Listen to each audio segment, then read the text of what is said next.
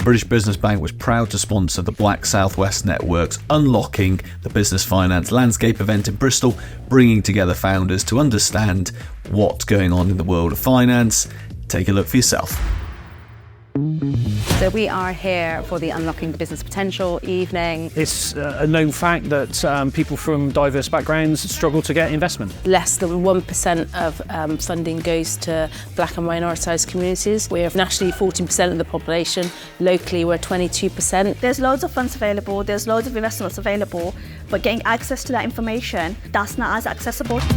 I'm here to scope out and understand what's the best step or the first step that I should be taking when thinking about how I would fund my business. I haven't applied for funding before. This is purely because I'm not really sure how to go about it. I've actually applied for funding before. They were very cutthroat and the interest rates were absolutely ridiculous. We were actually approved, but we was actually a bit scared because it's like, how are we gonna actually make this type of money straight away? We'd have to be turning over like 2K a month. We'd be in minus and we haven't actually got the business off the ground yet.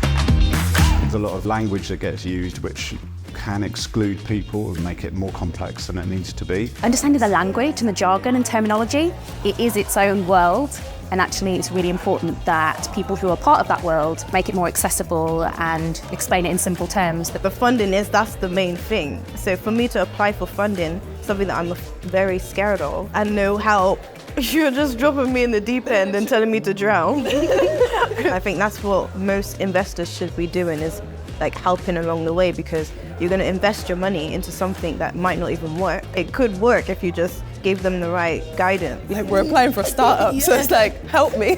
For people who are starting out in business, finding yourself a good mentor at the right stage is really invaluable, because rather than you bash your head against the same wall, you can speak to a mentor who says, actually, this is how you get around the wall. We've got amazing people in our communities who are prepared to do this. They've been through the system. They want to see people grow. Minority background business owners definitely do struggle. The business landscape is difficult. Some advice I'd give to minority business owners is to attend events like this, come and meet businesses that can help them, come and meet lenders, have those conversations. What you might think is a silly question, it's never a silly question, as cliche as that sounds, because everybody starts from somewhere. And events like this, fantastic, because it just gives me that real insight into how to create the right application. And if I'm still unsure, I've been able to network with some fantastic people.